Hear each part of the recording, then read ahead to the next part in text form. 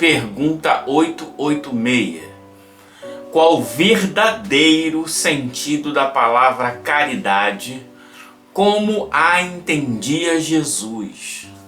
Essa pergunta é muito boa, né? Porque ele não pergunta aos espíritos qual o sentido da caridade, como entendiam os filósofos.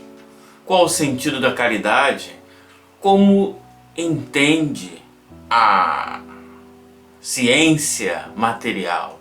Qual o sentido da caridade, segundo os pensadores linguistas?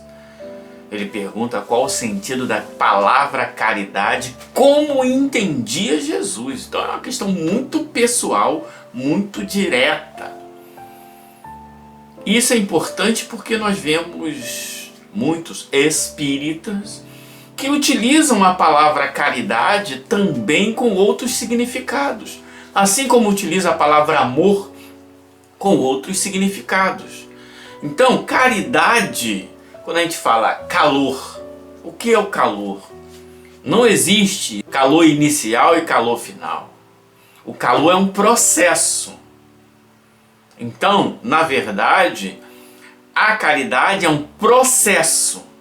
A caridade é um processo, por exemplo.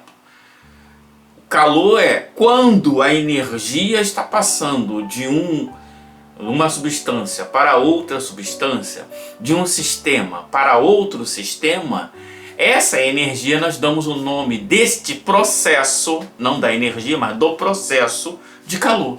Então calor não é energia, o calor é o processo de transferência de energia. Alguns livros usam o calor é energia térmica em trânsito. Já misturou. O calor não é energia térmica em trânsito. O processo de transmissão de energia que se chama de calor. Então, o que é a caridade? A caridade é um processo em que se estabelece o quê? A ação de você externar, de você vivenciar no outro um sentimento chamado amor. Então, a caridade, ela pode ter vários veículos. A caridade, ela é um processo que ela pode ter vários veículos. Um desses veículos é a ação material, que se dá o nome de beneficência. Então, se eu entendo que a caridade é um processo e que ela pode ter vários veículos, talvez fique mais claro. Mas vamos ver então qual o sentido da caridade como entendia Jesus. Benevolência para com todos, indulgência para com as imperfeições dos outros e perdão das ofensas. Então olha lá. Benevolência. O que é benevolência? É o desejo no bem. É você agir com o bem. Percebe? Olha só. Se o processo do qual eu estou estabelecendo relação com alguém está baseada no bem, é benevolência. Se é benevolência, é caridade. É ação. É ação propriamente dita. O que é a indulgência? A indulgência é você parar para observar o outro, observar que ele tem imperfeições, que ele é passivo de cometer imperfeições, e você agir do ponto de vista é uma ação interna, mas é uma ação.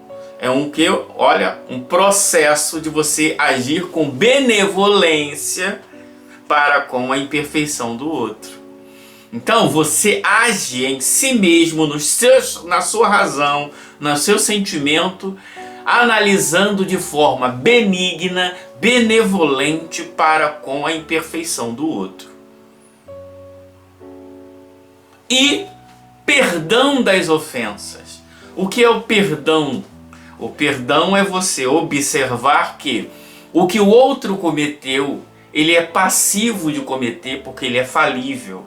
E se ele é falível, e ele terá uma oportunidade de se reorganizar e de se ajustar com a lei de justiça, e eu sei que se ele pode se reajustar, e Deus, que é infinitamente bom, dá essa oportunidade, eu também não posso, da minha parte, fechar esta porta. Então, perdão é você não fechar a porta para que o outro possa se organizar. Ora, o perdão não necessariamente, como alguns falam, né? Ou pode até usar a palavra, mas é só uma palavra, o esquecimento. Porque esquecimento é uma coisa que é impossível. Porque nós temos um mecanismo chamado memória, onde nós guardamos as ações, as pormenores. Nós esquecemos no sentido de não ligamos a ela. Então por que que uma pessoa agredida não perdoa ou não esquece? Ela não esquece porque ela ainda tem um envolvimento emocional. De alguma forma, ela ainda não aceitou que aquela pessoa pudesse agir daquela forma. E aí ela condena aquela ação e não abre a porta para que a pessoa possa novamente se reerguer e se ajustar perante ela mesma, perante Deus e perante você. Então, na benevolência, na indulgência e no perdão, tem amor.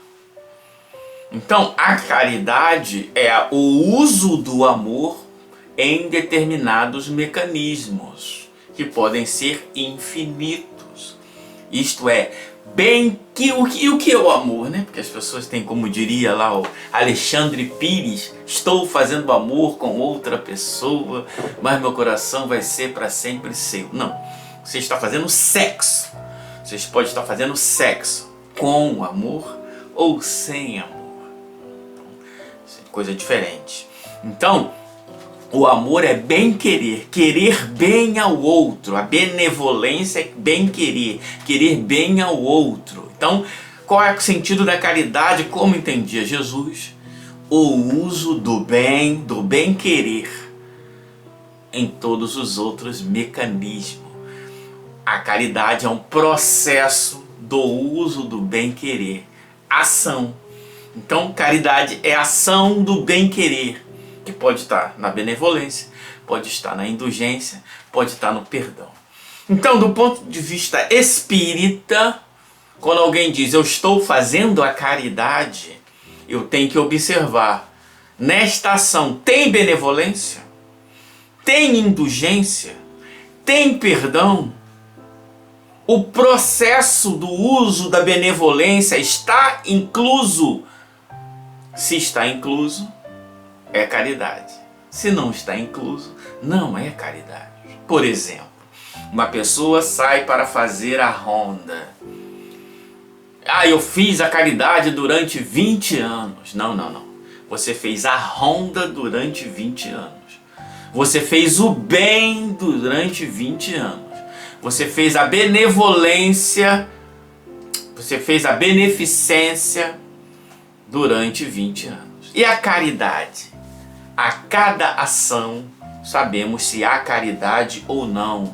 Porque o móvel da ação tem que ter benevolência. É o processo de usar a benevolência por outros móveis. Um desses móveis pode ser a beneficência. E aí é por causa disso que tem uma discussão interessantíssima na Revista Espírita de 1858, quando o Espírito, presta atenção, o Espírito São Vicente de Paulo, o apóstolo da caridade, dá uma mensagem gigantesca. Gigantesca no sentido de conteúdo, uma mensagem grande no sentido da palavra. E aí Kardec entra numa discussão com ele. Por quê? Porque em grande parte a mensagem se chama A Caridade. Depois vocês peguem essa mensagem, está lá na Revista Espírita de 1858. E aí Kardec entra numa discussão com São Vicente de Paulo. Mas por quê? Por que Kardec? Né? Por que Kardec entraria? Quem é Kardec para discutir a caridade com Vicente de Paulo? Ele estava ali à toa? Não. Mas por que Kardec entrou na discussão com Vicente de Paulo? Porque Vicente de Paulo estava trabalhando uma mensagem chamada caridade, e em uma boa parte desta mensagem ele estava tratando da beneficência. E o Kardec queria separar de forma bem clara o que é a caridade. A caridade é o processo. A beneficência é um dos mecanismos, ok? Um dos mecanismos que utilizamos neste, né? Então, a caridade pode ser o que? A beneficência pode ser um veículo do processo chamado caridade, que é agir com benevolência, agir com bem-querer. E aí o Kardec faz o quê? Essa mensagem que está lá na Revista Espírita de 1858, Kardec pega ela, edita e coloca no Evangelho. Aí a gente pode pegar as duas e separar e ver quais são as partes que ele tirou. E a gente vai ver que são as partes baseadas na beneficência e que tira o cerne, a essência da palavra caridade. Então, quando alguém doa, por exemplo, eu gosto de sempre usar esse exemplo, né? Um bandido doa um botijão de gás para quem está com fome na comunidade. Ele fez o bem? Sim. Ele fez a caridade? Não sei. Por quê?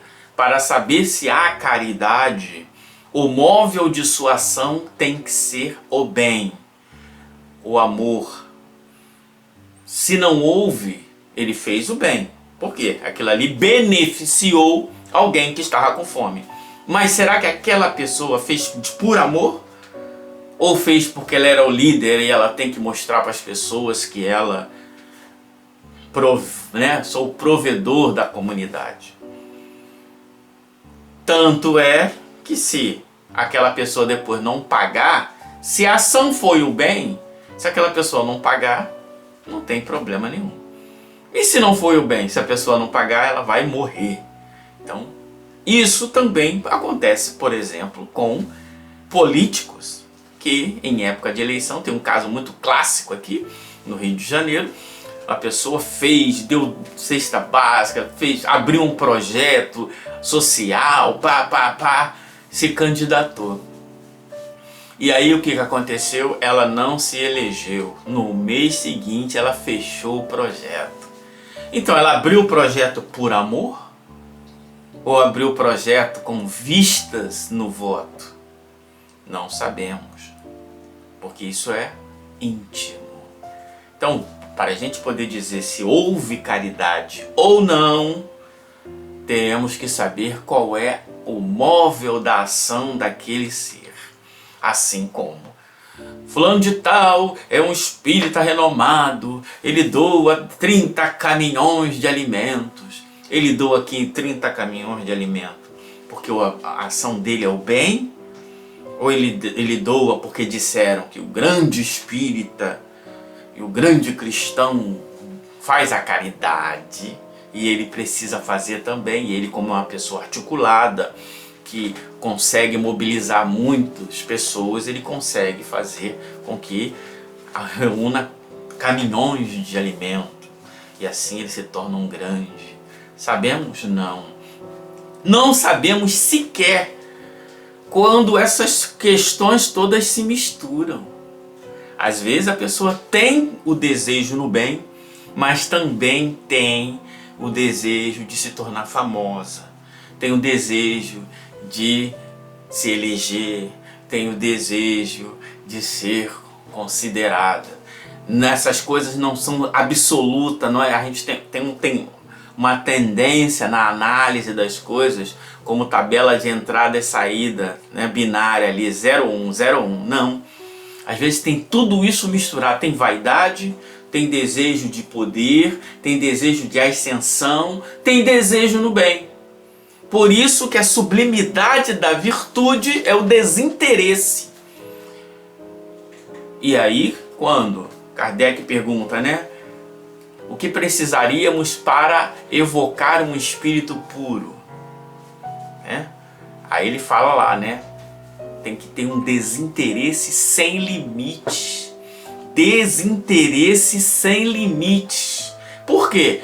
Porque qualquer coisa que tenha interesse já mistura nos fluidos emitidos por aquele ser e é percebido por um ser de alta envergadura que consegue perceber um fluido que não é puro. E o fluido puro é que atrai os puros. O desejo puro, o desejo verdadeiro de se instruir, o desejo verdadeiro de comungar, de aprender para transmitir aos seus semelhantes. Como não sabemos exatamente onde estão cada coisa, essas coisas só vamos poder saber no mundo espiritual, porque aí é patente.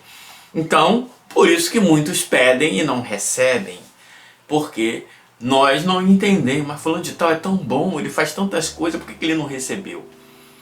Vamos saber o sentido, os desejos ocultos de cada um? Não sabemos.